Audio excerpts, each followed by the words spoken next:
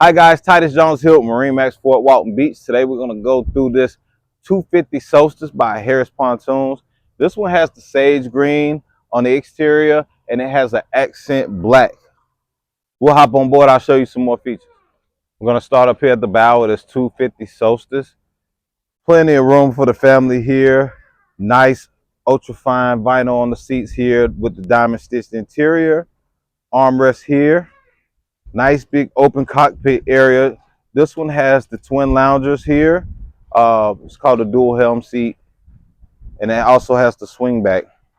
Over here at the helm, you have a Simrad 9-inch display, a digital binnacle and a tilted steering wheel, and a JL audio stereo. Back here near the transom of the boat,